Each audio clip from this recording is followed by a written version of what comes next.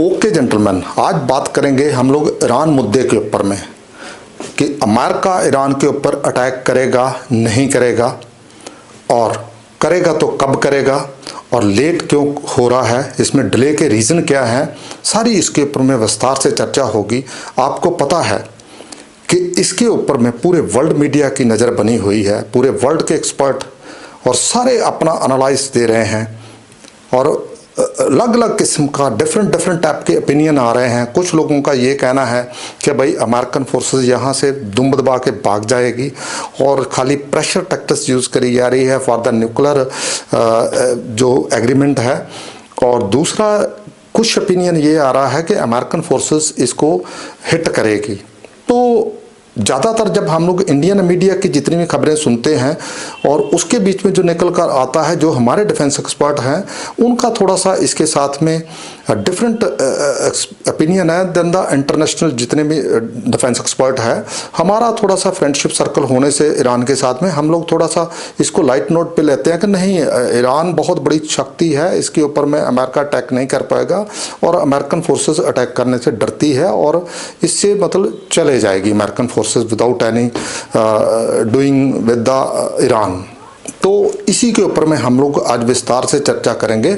आप मेरे साथ कर्नल व्यू चैनल पे बने रहिए। मैं कर्नल DJS ब्रार आपको इसकी कंप्लीट डिटेल से जानकारी दूंगा कि अमेरिकन फोर्सेस का अगर अटैक ईरान के ऊपर में डिले हो रहा है उसके पीछे में क्या रीजंस हैं, और इसको जो है अटैक करना चाहता है तो क्यों करना चाहता है, उसके पीछे में अमेरिकन फोर्सेस की क्या मजबूरी है। तो आपको पूरी इससे विस्तार से जानकारी होगी। आप प्लीज़ मेरे साथ इस चैनल पे बने रहिए।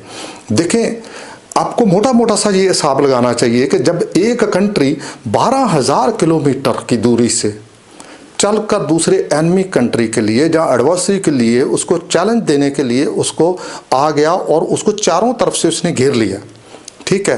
Caspian C say that Azerbaijan में इसने वहाँ से लेके सीरिया से लेके इराक से लेके उसको कतर दोहा वगैरह से लेके देन उसको अमान से लेके देन उसको अरबियन सीज में उसने सारे का सारा चारों तरफ से घेर लिया है। उसका मैडन में भी अपना बेस बना रखा है, कुछ उसने शिप लगाए हुए हैं, और उसके साथ ही साथ इजराइल में भी सारी तैयारी करी हुई है, और रेड सी से भी इसको पूरी तरह से घेरा करा हुआ है।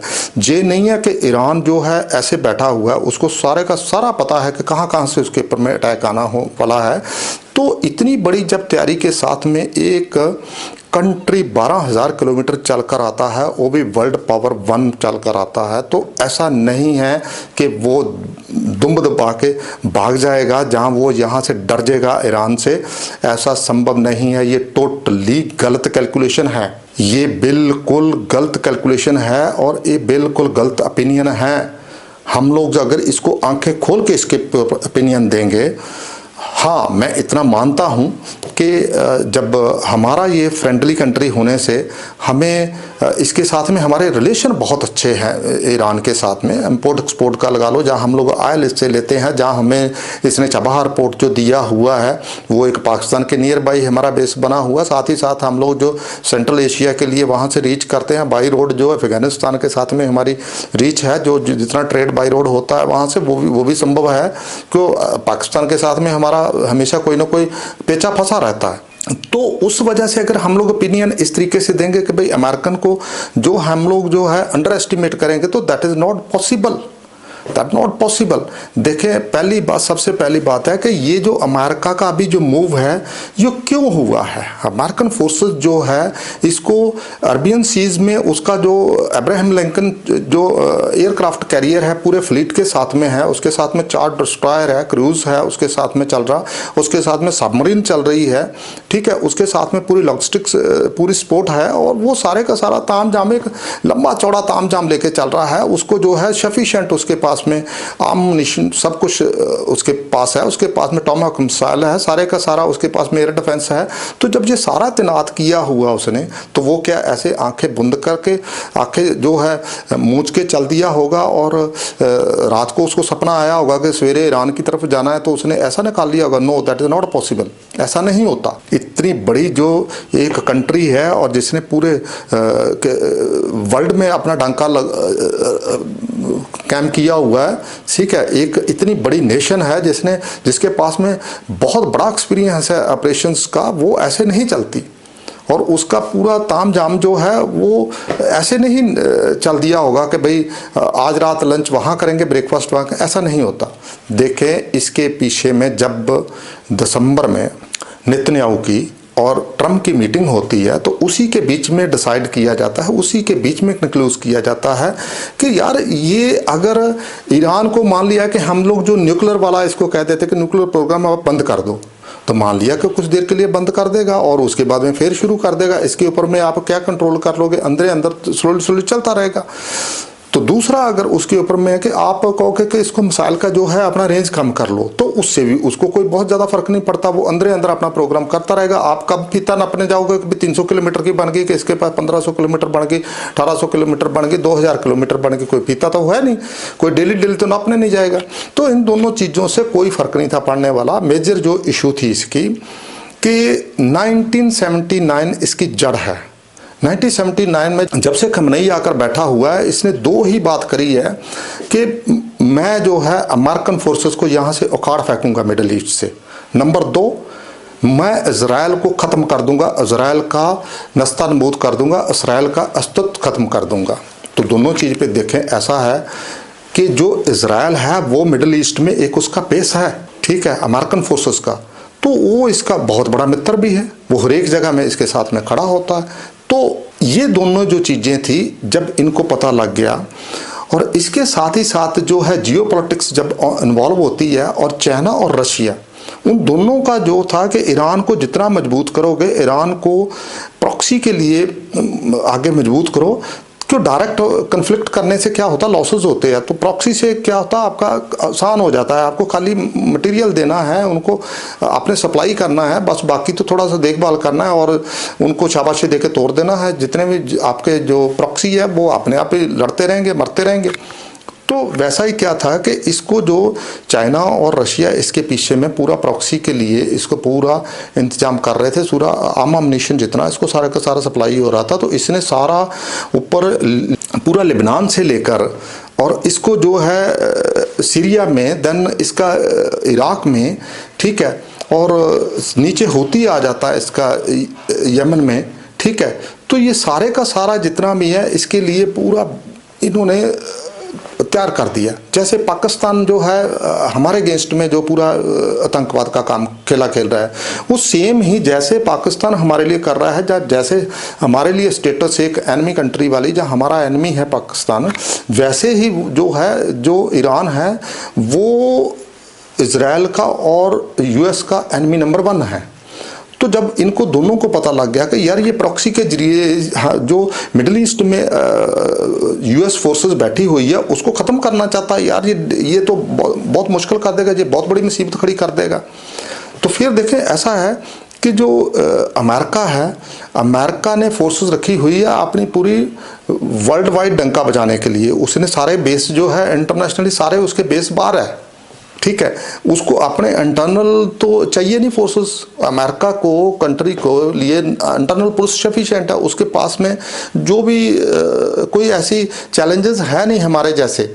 तो उसके पास में एक खाली एक बड़ा कंट्री कनाडा लगता है, Canada is a peace country है, उसके पास में कोई ऐसा मिलिट्री हार्डवेयर जहाँ कोई मिलिट्री लीडरशिप भी नहीं है ऐसी जो इसको चैलेंज करे, जहाँ मतलब कोई इंटरेस्ट हो उसके बीच में, तो बिल्कुल वो पीस चलता है, ठीक है।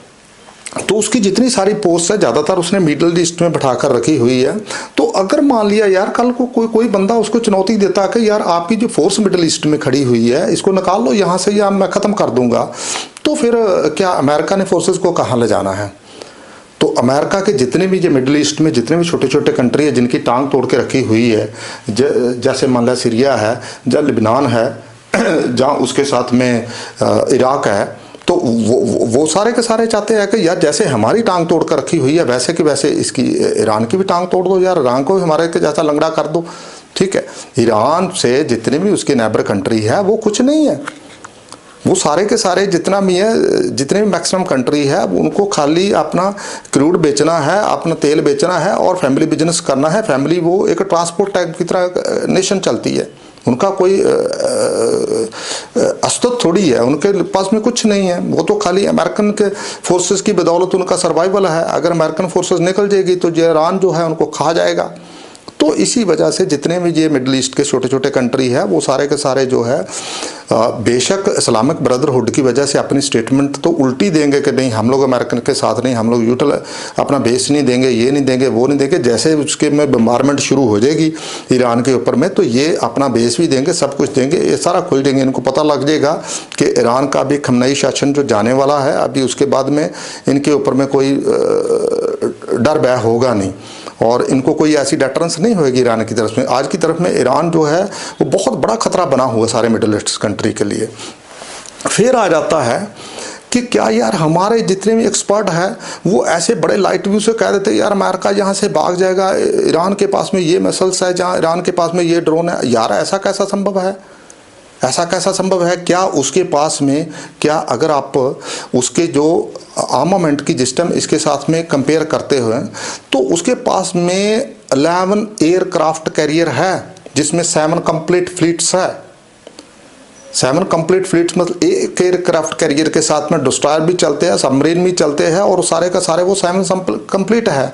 और उसमें जो 11 इसके पास में एयरक्राफ्ट कैरियर है और उसके बीच में एक जो है उसका जो जेराल्ड है वो 4 क्लास है और बाकी सारे जो निमित्ज क्लास में है 10 के 10।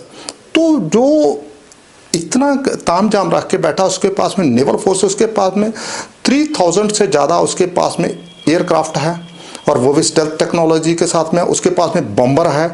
उसके पास में किस चीज़ की कमी है? वो तो ईरान को दफना देगा जिस टाइम अटैक करेगा। ईरान के पास में उसको झेलने के लिए ताकत नहीं है, ठीक है। तो उसके पास में कोई मिसाइल की कमी नहीं है। उसके हर एक जितनी भी सबमरीन है उसने 20 से 25 सबमरीन जो है इसके इर्द गिर्द लगा दिया है। अरबियन सी से लेके रेड सी से लेके मेडिटेरेनियन सी से लेके उसने पूरा कैस्पियन सी तक इसके ऊपर पूरा घेर रखा है इसको सारी साइड से। तो ये कहाँ इसके पास में संभव है?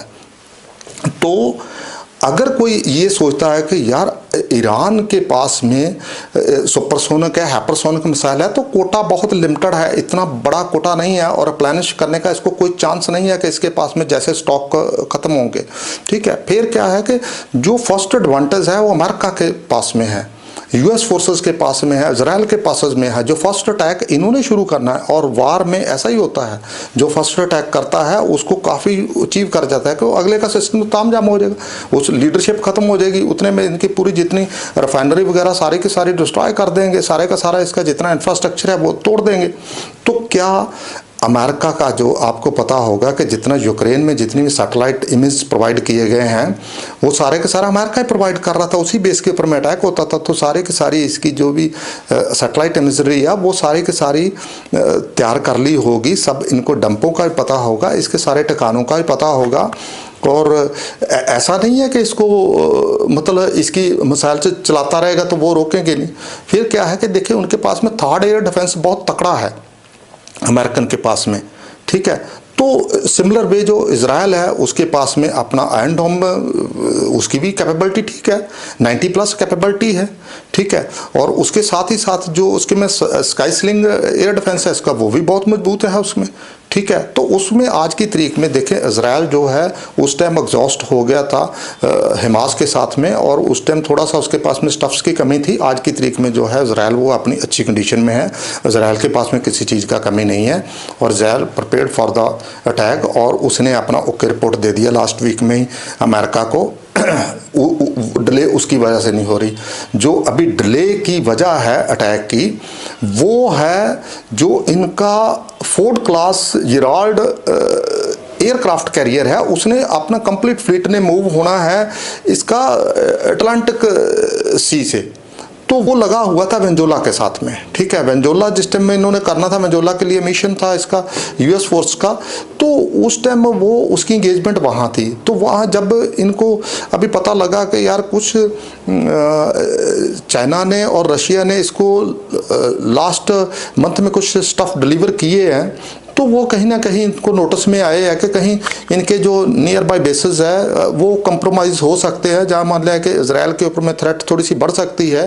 तो उन चीज़ों को देखते हुए जो अमेरिका है वो टाइम टेकिंग कर रहा है इसके ऊपर में कि ठीक है अपना जो इसका मेन जो फोर्ड क्लास एयरक्राफ्ट कैरियर है जिराल्ड, वो वहाँ से एक मैटन सी में सीरिया और साइप्रस के बीच में उसको प्लेसमेंट करके वहाँ से उसको जो एयर डिफेंस भी देना है इजराइल को, साथ ही साथ उसने क्या करना है कि वहाँ से टॉम हॉक से उसको अटैक कर सकता है, लॉन्ग रेंज टॉम हॉक से अटैक कर सकता है। और उसके पास में क्या है सारा फाइटर एयरक्राफ्ट वहाँ से फ्लाई करके और वहाँ से जो है उसके जो बेसेस है उसके ऊपर में से वो अपना ईरान को चैलेंजेस कर सकते हैं। तो मेन जो था उसका बुलाने का यही था कि जो इसके छोटे छोटे बीच में बेसेस बने हुए हैं, इराक के साथ में है, सीरिया में है, जहां उसका दोहा में है, कतर वगैरह में है, तो उनको जो थोड़ा सा एयर डिफेंस की जो सपोर्ट देनी थी उसके लिए उसको जो है जिराल्ड का उधर पोजीशनिंग होना बहुत ज़रूरी था।